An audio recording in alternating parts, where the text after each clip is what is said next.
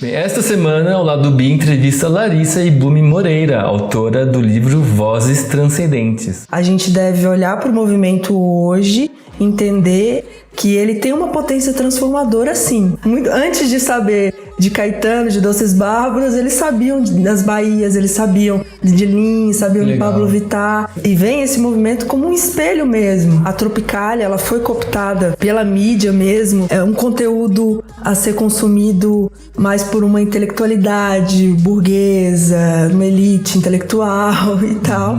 E o que a gente vê agora é que esse movimento, ele é muito inspirado na Tropicália, no Ney, em outros artistas, mas que cresce, que vem da periferia. O fio condutor é justamente a diversidade, a pluralidade, tanto estética, tanto musical, quanto performática. Eu busquei essa diversidade mesmo, diversidade que é geográfica, cada um vem de um canto, de um espaço, uma diversidade racial. É um movimento que está ganhando a mídia, que está ganhando o mercado, uma visibilidade gigantesca. Então, é claro que estrategicamente, para outros artistas, é muito bom se aliar. A gente está saindo de uma música brasileira onde quem está no topo são os brancos, héteros. E esse é um outro diferencial desse movimento, tá? As claras, né?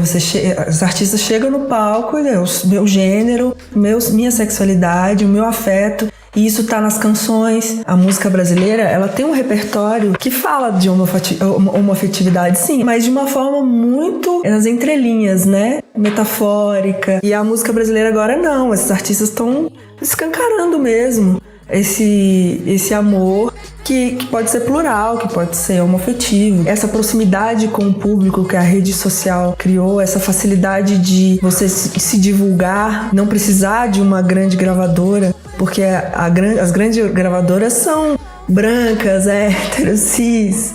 Então, especialmente, né, nos últimos 20 anos, estão no sertanejo universitário e no funk, assim, no pop um pouco. Assim. Tem a questão das cotas, que foi uma conquista e que formou uma intelectualidade negra, periférica, e que tá querendo escrever sua própria história. Então, não à toa esse movimento musical, em sua grande parte, vem da periferia. A música tem esse poder de construção de mentalidade. E a música constrói dentro de nós essa ideia desse amor romântico, desse amor onde a mulher sofre. Vão criando em nós linguagens sobre sexo, sobre amor.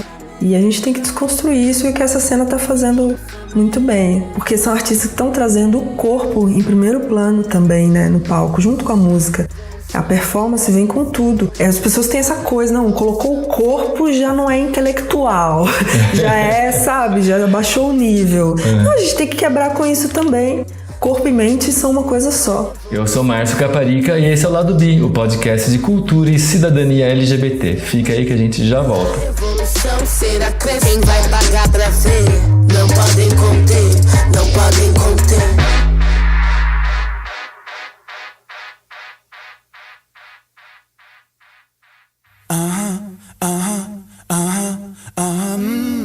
Lado B, cultura e cidadania LGBT na real e com local.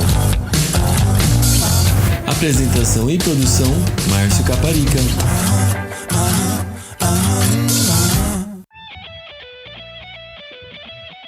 Esta semana, o Lado B... MP bicha, você acha feio?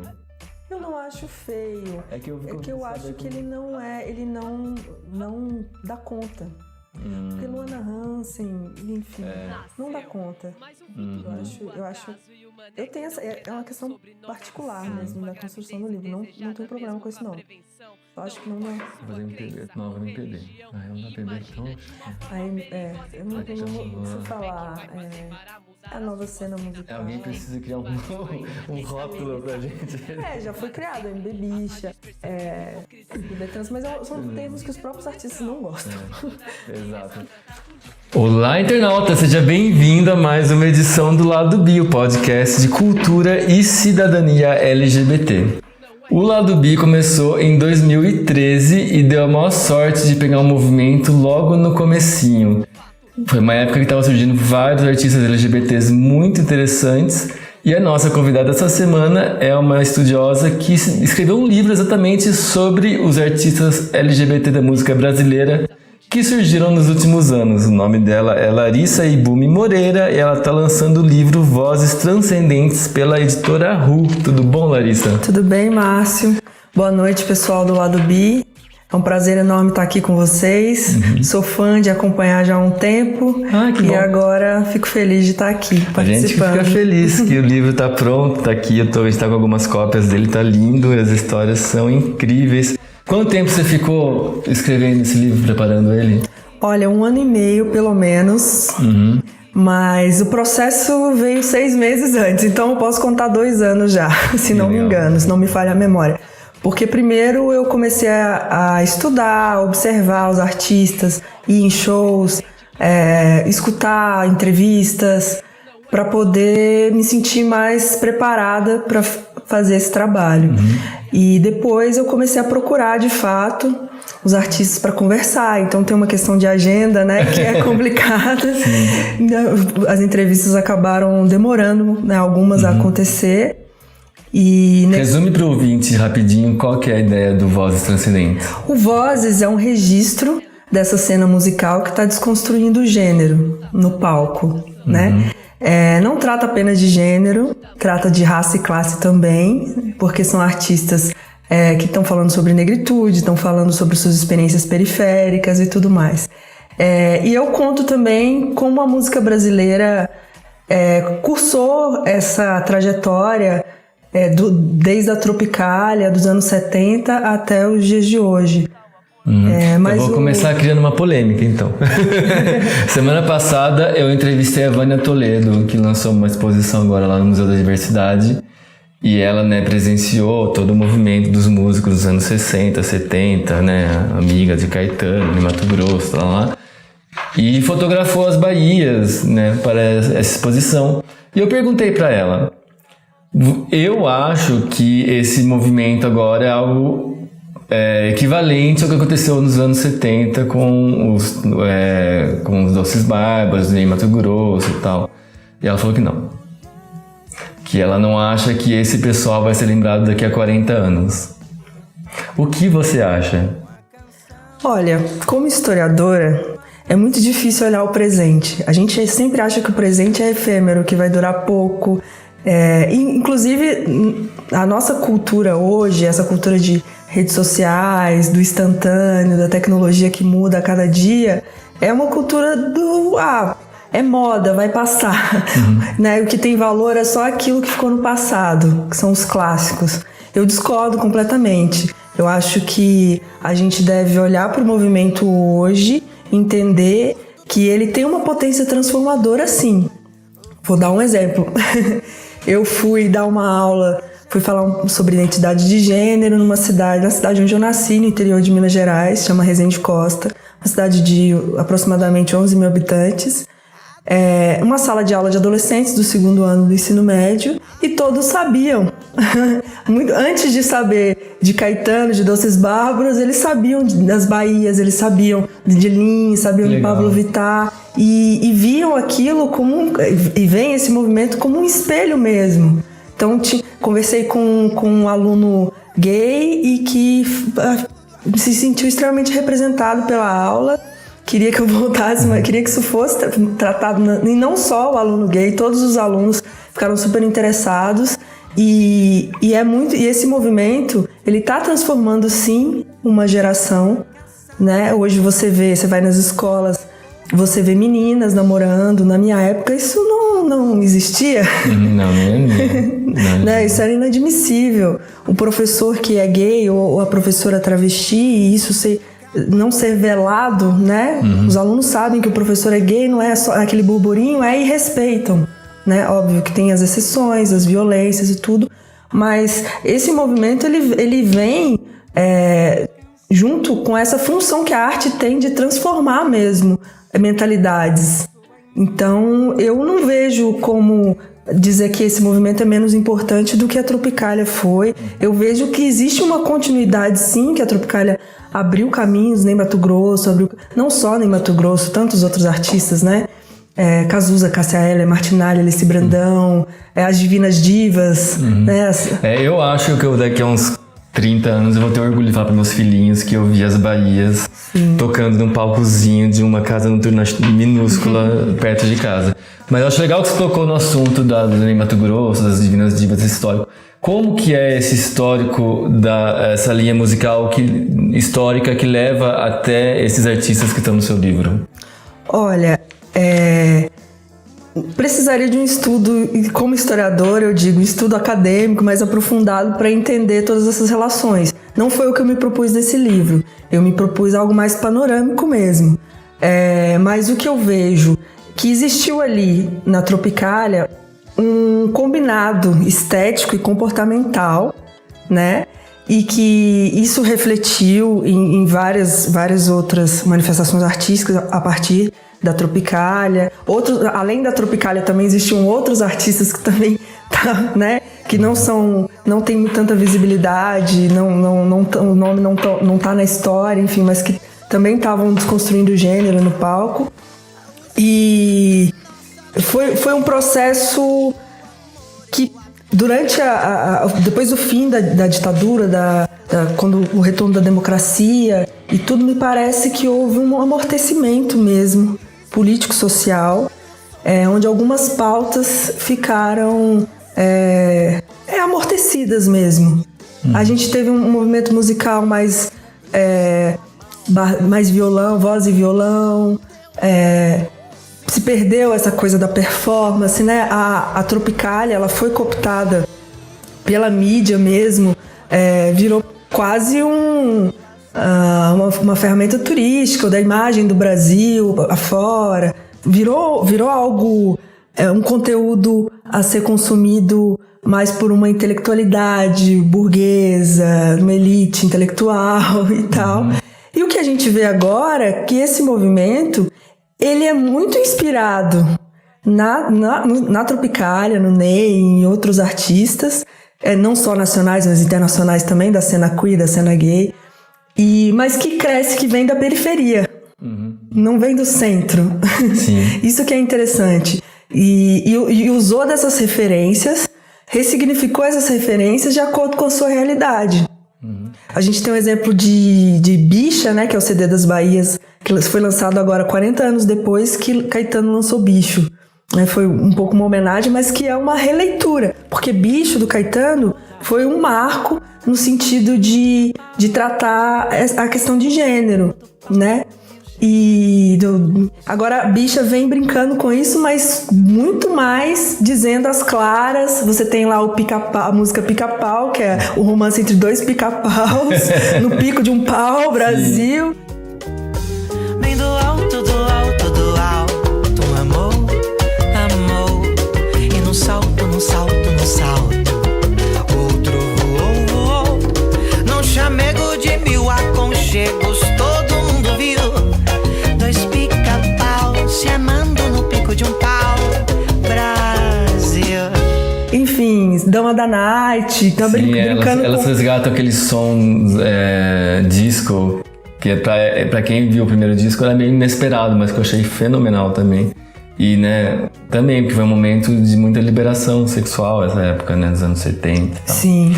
No livro tem entrevistas, vamos começar a lista das pessoas incríveis. Da Raquel Virgínia Sucena, que é das Bahias, Rico da Lazan, Lineker, São Yantó, Linda Quebrada, Tiele, Luana Hansen, Ju do Bairro, Tássia Reis, Eric Barbie, Lued Luna, Paula Cavalciu e Johnny Hooker. Qual que é o fio que liga todos eles para você conseguir identificar uma cena cultural? Olha, quando eu comecei a fazer esse trabalho, eu tinha uma ansiedade, e também isso era pedido para mim, que eu deveria dar um nome a esse movimento. Aí surgiu o John Willis, que chamou de MPB Trans, mas eu pensei, não, mas esse movimento MPB não cabe, porque é um movimento musical diverso, do rap, do funk, enfim.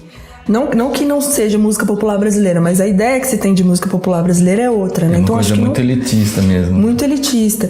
E conversando com os artistas falavam, olha, tem tem um nome, tem a linha, a gente brinca, né, de chamar de MPBio, né, de bonito, mas não é nada assim. E eu fui percebendo no processo mesmo que o fio condutor é justamente a diversidade, a pluralidade, tanto estética, tanto musical, quanto performática, enfim. Então, esse é o fio condutor. Então, eu busquei um leque de artistas, né, que a minha lente conseguiu alcançar, porque a todo momento estão surgindo novos. Teve gente que eu quis trazer para o livro, mas não consegui. Eu busquei essa diversidade mesmo, diversidade que é geográfica, cada um vem de um canto, de um espaço, uma diversidade racial, a diversidade... Tem 2 artistas que são homens trans, tem a Luana, que é uma mulher lésbica, tem 2 artistas que são bissexuais, e tem a Tássia Reis, que é cis, hétero, mas que pauta gênero porque ela fala do feminismo, ela fala do feminismo negro, ela fala das questões da mulher negra, gordofobia, e isso tudo está imbricado, né? A gente pode falar então que é um movimento que se define por não ser homem hétero cis branco? Sim. Porque tipo, o Thiago York é mais ou menos da mesma geração e nunca ninguém vai associar ele com elas, por exemplo. Sim. Thiago York vai ser legal, tá? Mas enfim. Não. Tipo o clipe que a Pablo Vittar fez agora com o Lucas Luco. Enfim, ele tá no clipe, mas ele é um aliado, mas ele não faz parte da cena, né? Mas é interessante isso que você falou, porque tem uma coisa que você pensar, né? Que agora tá num ponto já em que as pessoas que não participariam desse movimento estão tentando se incluir de alguma maneira, né? Por exemplo, Lucas Luco, ele é o padrão do hétero cis branco dominante, mas ele tá querendo se elevar de alguma maneira se associando a Pablo Vittar, né? Não como um julgamento, eu tô dizendo isso, mas é um movimento que tá ganhando a mídia, que tá ganhando o mercado da beleza, o mercado da moda, e não só, assim, é uma visibilidade gigantesca. Então, é claro que estrategicamente, para outros artistas, é muito bom se aliar. E eu acho, por um lado, isso é maravilhoso, porque a gente está saindo de uma música brasileira onde quem está no topo são os brancos, héteros, ou, enfim, essa heteronormatividade, gente que está falando do amor romântico homem-mulher e tal, e a gente está indo para essa cena que traz uma diversidade de seres, de existências e de afetos, né? E todos explícitos, né? Porque você pensar, por exemplo, a grande parte da MPB, até essa MPB, entre aspas, classuda, nova Brasil, que as pessoas gostam tanto, é feita por mulheres lésbicas, mas elas nunca gritam que são lésbicas, muito raro, né? Sim, e esse é um outro diferencial desse movimento em relação, por exemplo, a Tropicália dos movimentos anteriores, né? Tá às claras, né? Os artistas chegam no palco e meu gênero, minha sexualidade, o meu afeto, e isso tá nas canções. Embora a música brasileira, ela tem um repertório que fala de homoafetividade, sim. O próprio Chico Buarque, ele tem canções Marilua, Bárbara e outras Caetano, enfim, que tratam de gênero, mas de uma forma muito nas entrelinhas, né? Metafórica e tal. E a música brasileira agora não, esses artistas estão escancarando mesmo esse amor que pode ser plural, que pode ser homoafetivo, que pode, enfim. Demais. Uma coisa que você diz logo na introdução, que eu achei interessante, é o poder de São Paulo para aglutinar esse movimento. Conta um pouquinho pro ouvinte o que você enxergou no poder da metrópole de São Paulo na formação. São Paulo é o polo da indústria da música, da indústria cultural, né? O eixo Rio-São Paulo, né? Polo econômico, enfim. E além disso é um espaço de diversidade de corpos, né? Por mais que existam os corpos, né, do centro, os corpos mais marginalizados, mas enfim, eu, como uma pessoa que foi criada no interior de Minas Gerais, quando eu cheguei aqui, o black não assusta tanto, né, dos tempos pra cá, as pessoas simplesmente passam, gente de todos os estados, enfim, é um lugar aglutinador mesmo. E eu acho que o forte, embora o paulistano goste de... Não, o paulistano tem um pouco de preconceito, o nordestino, não sei, mas a cultura paulistana é feita desses encontros, né, de várias... de pessoas de vários lugares, de migrações, enfim. Então, o que eu percebi foi isso, assim, por exemplo, a Lued já tinha uma carreira Lued Luna tinha uma carreira na Bahia e veio para São Paulo e que ela estourou. Ela encontrou um quilombo urbano, né, que é o Aparelho Luzia aqui, que é um espaço da Érica Malunguinho e tal. Eu tô tentando tanto entrevistar a Érica, mas é difícil também. É difícil. Encontrou esse espaço e ali ela estourou. Então, eu acho que isso é um facilitador, assim. O Johnny Hooker lá no Recife já tinha estourado lá, mas de modo geral, esses artistas vêm para São Paulo e aqui encontram essa cena independente, né, musical independente, que tá forte. Principalmente de 2010 para cá, São Paulo é o centro dessa música independente. E a internet também, que é um fator principal. Essa era outra pergunta que eu ia colocar, o papel da internet para fazer esse movimento acontecer. Sim, a internet foi fundamental. Hoje, por exemplo, algumas casas de show não contratam artistas pelo número de discos vendidos, pelo número de likes, de seguidores, de players, que eles conseguem alçar alguns contratos de casas de show maiores, enfim. Essa proximidade com o público que a rede social criou, essa facilidade de você se divulgar, né? Não precisar de uma grande gravadora, porque as grandes gravadoras são brancas, héteros, cis. Então, especialmente, né, nos últimos 20 anos, estão no sertanejo universitário e no funk, assim, no pop um pouco, assim. Mas foi essa a brecha, né? A música independente foi a brecha que esses artistas conseguiram para alcançar essa cena. Você sente que essa cena está, inclusive, começando a influenciar esse mainstream brasileiro hoje, do sertanejo e do funk? Eu acho que tudo é um diálogo, especialmente dentro da arte, né? Esse movimento das mulheres no sertanejo universitário, que é fundamental, embora muitas não se considerem feministas, talvez não veem que o que elas estão fazendo Mas a gente hoje não é mais festa do patrão, é festa das patroas. Eu acho que existe um diálogo, sim, não tão escancarado, mas é todo um movimento que vem das ruas também, que vem das discussões, dos textos na internet, sobre feminismo, sobre o lugar da mulher. Tudo isso fomenta novas atitudes diante da vida e diante da arte, né? Então legal. Eu acho que... Bem, você estava dando uma entrevista aqui antes de eu chegar e eu ouvi por cima e você falou uma outra coisa que eu achei interessante e também você toca no livro.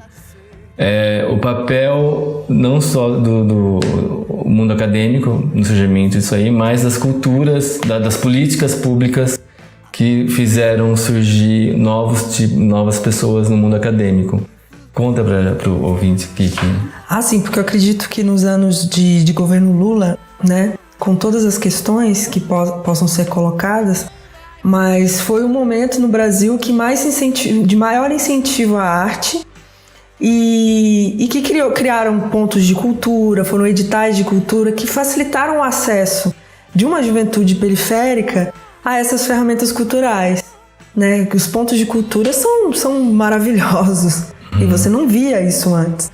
Tem a questão das cotas, que foi uma conquista e que formou uma intelectualidade negra, né, periférica, e que está querendo escrever sua própria história. Então, não à toa, esse movimento musical, em sua grande parte, vem da periferia. Se você vê os registros dos artistas, eu sou do Capão, enfim... É um movimento, além, claro, de outras políticas públicas em relação ao público LGBT, em relação às mulheres. E foi o período político, né, no contexto político do Brasil, onde mais se olhou para as maiorias que são chamadas minorias sociais, né? Eu lembro quando eu entrevistei a Raquel e a Sucena no comecinho das Bahias, A Raquel falou que elas se conheceram numa faculdade de História e que ela ficava passada de ver aquele professor branco, gente branca, querendo falar sobre cultura negra e história, e os negros na história, e sem ouvir o que ela tinha a dizer como mulher negra, né? Sim. Você também sentia isso quando você fazia História? Nossa, senti muito, muito. É um sentimento muito presente, né? Na nossa vida em geral, mas na faculdade de História isso foi bem forte, porque a gente está ali numa disciplina de História da África, dos afrodescendentes no Brasil, e você conta 2, 3 negros. Mas dos 4 anos pra cá, só vem aumentando. Então isso é uma esperança, né? Há uma esperança. E vai gerando tensão, né? Vai tensionando o discurso desses professores tão acostumados a falar para os seus iguais. Demais. Uma outra coisa que eu acho muito legal e muito relevante nesse movimento e diferente é uma valorização extrema da mulher trans. Né? Por que você acha que isso acontece?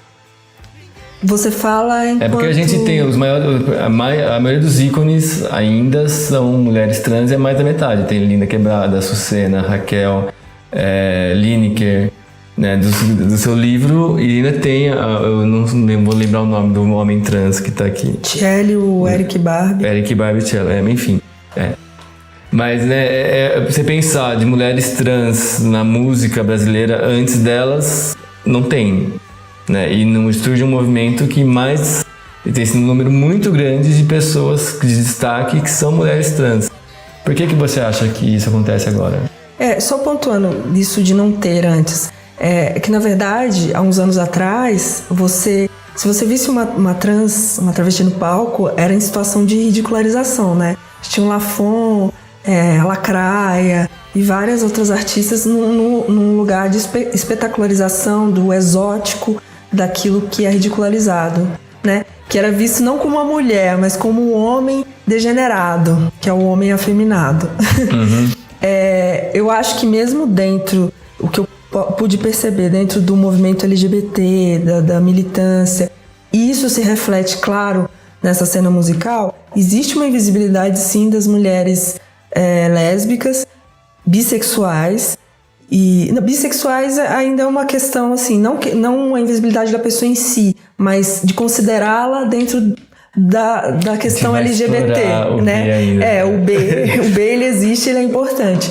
Mas principalmente das mulheres lésbicas e dos homens trans. A iniciativa do livro, a primeira iniciativa, por exemplo, não abarcava esses artistas. E eu fui atrás mesmo, eu procurei, falei, eu preciso que tenham artistas, porque eu sei que existem. Entendeu? A minha lente não estava alcançando naquele momento. A mídia não está alcançando, mas eles existem. Então eu fui atrás justamente para trazer esse equilíbrio e que o livro fosse mais panorâmico possível, assim. Porque também tem um comprometimento da minha militância e do lugar que eu quero falar e das vozes que eu quero escutar também. Foi uma preocupação minha mesmo ir atrás desses artistas, e eu fiquei extremamente feliz de conhecer, porque são extremamente talentosos, estão ali de igual para igual. A única questão é que o holofote da mídia não chega. E por que não chega? É isso que a gente precisa discutir. Não, é que nem quando a gente tem a discussão eu, por exemplo, acho que deviam dar, no mínimo, papéis de pessoas trans para atores trans, obrigatoriamente, porque por mais que a menina que fez a novela, Menino Trans, fez um trabalho bastante bom, é mais significativo ser uma pessoa trans, realmente trans, até para expor a população a uma outra estética, a um outro... Né? E tem gente que acha que não, que ator é ator, enfim, mas nunca acha que um homem branco pode fazer o Otelo, ou que um homem negro de repente poderia fazer o Hamlet, né? Sim. Mas e eu sempre falo que é uma questão de procurar, né? Porque não tem ator trans, tem. É que você não tá procurando, né? Você não tá enxergando nesse momento. E tem muitos e talentosíssimos. Uma preocupação muito grande foi essa questão do lugar de fala para mim. Inclusive eu tenho uma contribuição enorme da Djamila com toda essa discussão, o seu livro, enfim. Mas o que eu pensei de início foi, eu não posso falar por esses artistas. eu vou registrar uma mini biografia deles, mas ela tem que ser em primeira pessoa. Eu quero que a subjetividade esteja ali e eu quero transparecer mesmo que eu sou, enquanto uma mulher cis, bissexual, negra, mas eu sou um vetor dessas vozes, dessas falas. Então essa foi uma preocupação minha, né? Mas retomando, por que você acha que existe esse enaltecimento da mulher trans especificamente? Ah, sim, acho que eu acabei falando de outras coisas. Não, imagina, é super legal. Mas a gente vai indo, a minha função é puxar não responde a pergunta. De volta. Eu acho que é uma questão de visual mesmo, de políticas do olhar mesmo, porque esteticamente essa mulher, esse feminino super produzido, né, essa feminilidade, ela é muito mais aceita do que a masculinidade numa mulher, né? Por exemplo, você tem a Martinalha, que é uma cantora lésbica, ela se veste, ela usa roupas, entre aspas, masculinas, né? Eu gosto de falar entre aspas, porque tradicionalmente cultural, né? Tradicionalmente masculinas. E ela não é tão benquista, assim, esteticamente, quanto a Pablo Vittar, por exemplo, né? Então, é também um reflexo desse olhar machista, desse olhar heteronormativo mesmo. Que eles esperam esse feminino, esse glamour, a diva, né? Uhum. Você acabou de falar, é uma mulher bissexual. Como que a gente... no movimentos culturais em geral, a letra B é constantemente esquecida. Eu também tenho essa dificuldade, não porque eu tenho dificuldade de lembrar, mas é porque a dificuldade de mostrar mesmo, achar pessoas, que se coloquem como bissexuais, e dois, né, a explicação constante que tem que ter quando fala que alguém é bissexual, às vezes acaba desviando. Como que a gente pode fazer para lidar e diminuir o apagamento bissexual? Eu acho que lutando contra a bifobia. Uhum. Eu acho que entender que a bissexualidade, ela... Por exemplo, eu tava discutindo esses dias com uma amiga. A gente que é bissexual é socializado também para gostar do sexo oposto. E para nós, na infância, por exemplo, não existe a possibilidade de gostar dos dois. Ou você é gay, ou é lésbica na escola, você, sei lá, é o viadinho, ou é sapatão da escola. Posso fazer só um parênteses, que é uma das minhas campanhas pessoais, minhas cruzadas pessoais. Eu nunca falo sexo oposto. Ah, não, gênero oposto. Não é nem gênero, não, porque essa ideia de oposição, você coloca o homem contra a mulher. Eu sempre falo o outro sexo. Ah, sim. Né? Porque essa ideia da guerra dos sexos é uma coisa que separa e sempre, né, faz uma... depois a gente bota esse leve. Não, mas eu acho interessante. Porque é uma coisa que uma bióloga trans que eu li apontou. A gente, uma das coisas que faz... cria misoginia e cria toda essa ideia da guerra dos sexos opostos, né? Então os homens são de Marte, as mulheres são de Vênus, os dois lutam constantemente para conseguirem o que querem um do outro, né? Quando na verdade a gente pensa que é um outro gênero, até porque espera que um dia que a gente chegue num estado que a gente reconheça que tem vários gêneros, então, né, o outro gênero de alguns que tem. Nossa, mas eu achei isso maravilhoso, porque eu não tinha mesmo pensado. E a ideia de oposição, né? Não precisa ser uma oposição. Não precisa sexo oposto. É porque a linguagem é uma construção. É muito difícil a gente desconstruir, né? A gente tá sempre nesse processo. Mas eu gostei disso. Adorei a intervenção. Então, gostar do outro sexo. Ou outro gênero, né? Então, a gente... como se não fosse possível. Você gosta de um, você gosta do outro, então. Você não pode se atrair pelos dois.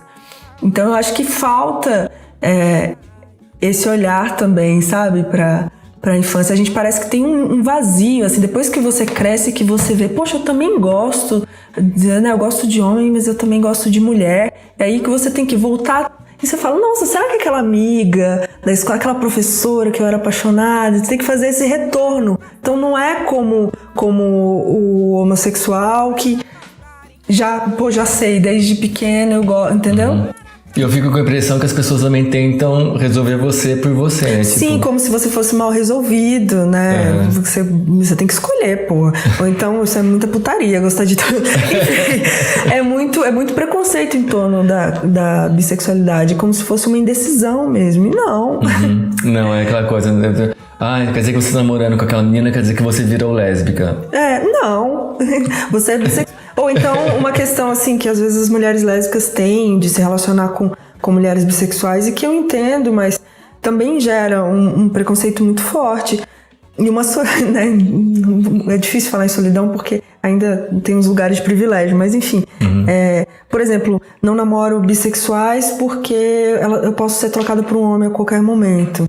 É como se o bissexual, né, vamos pensar mesmo dentro de uma relação monogâmica. O bissexual, ele precisa dos dois ao mesmo tempo, né? Como se fosse assim...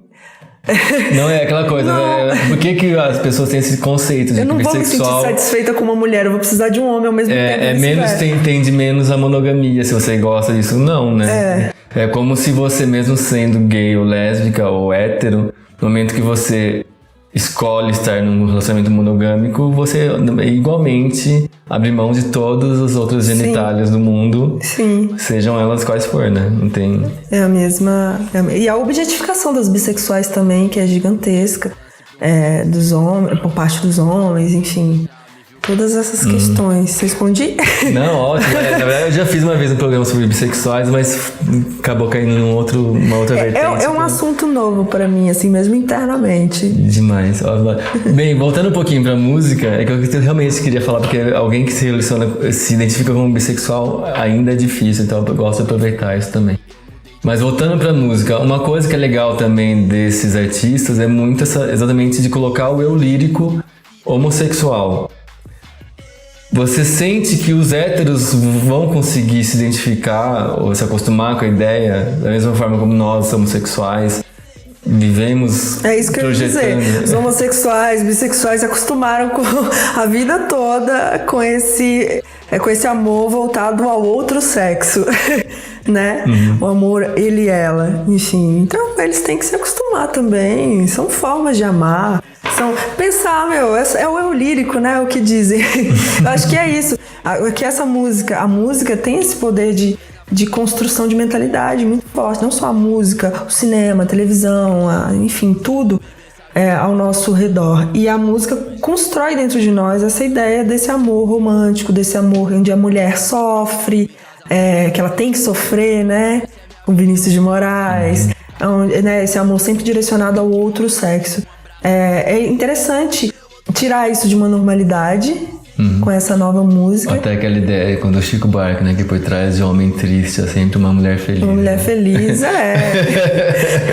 Essa inversão também, vão criando em nós linguagens, né, sobre sexo, sobre amor, e a gente tem que desconstruir isso, e o que essa cena tá fazendo muito bem. Demais. Você acha que o público que tradicionalmente gosta de MPB, nosso público Nova Brasil, ainda esnoba esse movimento novo? Eu acho, em parte sim. Mas em parte, por exemplo, Johnny Hooker, eu vou no show do Johnny Hooker e eu não vejo. Eu vejo muita gente hétero, eu vejo muita gente que curte essa MPB, essa Chico, essa coisa mais elitizada, digamos assim. Eu acho que, por exemplo, o que fazem com a Pablo Vittar é terrível. Eu acho que uma questão de gosto musical é uma coisa, mas qual é o direito, vamos supor, se ela cantasse mal, qual é o direito de uma drag cantar mal como artistas que a gente conhece, que também não, que não cantam bem, mas que são aceitos, enfim. E eu acho que Pablo canta bem, sim. Acho que ela tem uma potencialidade gigantesca. Acho que existe uma escolha ali de um tipo de música, de um lugar vocal, mas você vê ela cantando Whitney Houston, enfim, você vê as outras potencialidades que a voz dela alcança, assim. Ela é uma escolha, ela tá sendo muito bem sucedida nisso. Eu acho lindo que ela banca essa escolha, né? Sim, sim.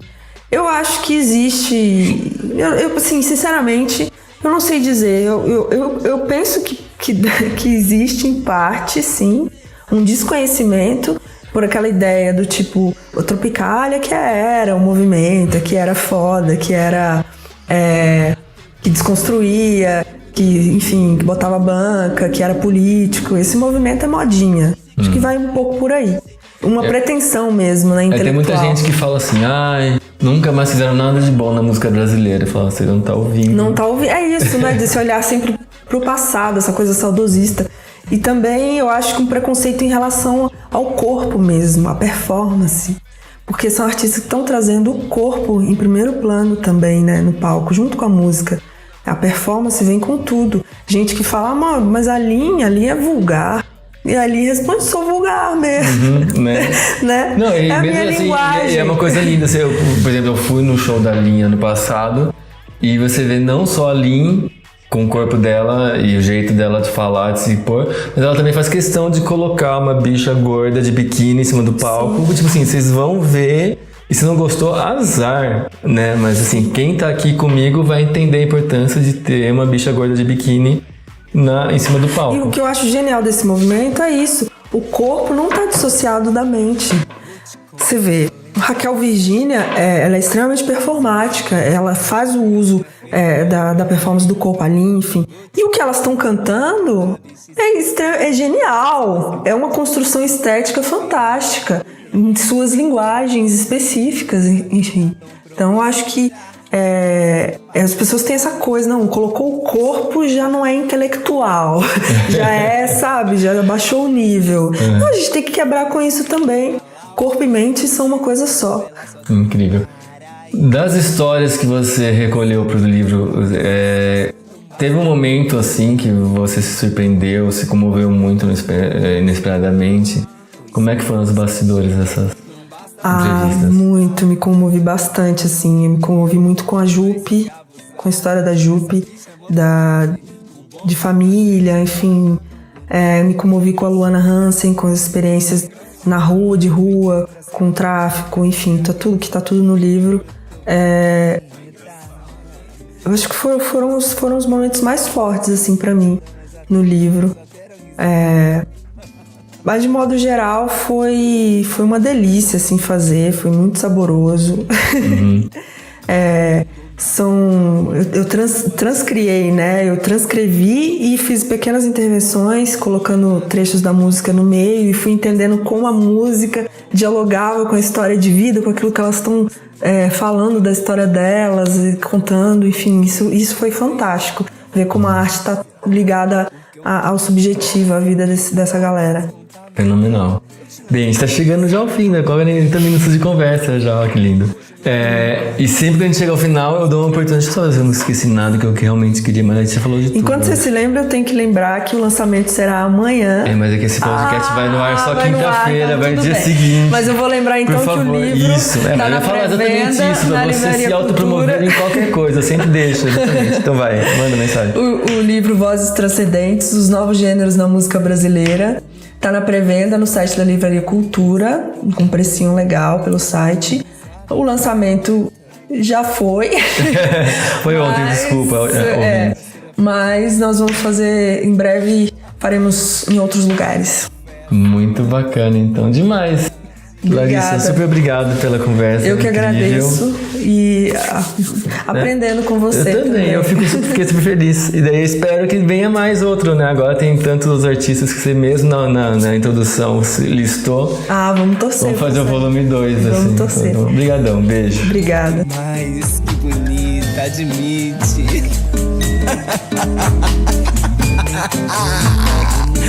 Tô maravilhosa. A gente sabe quem é a mais bela.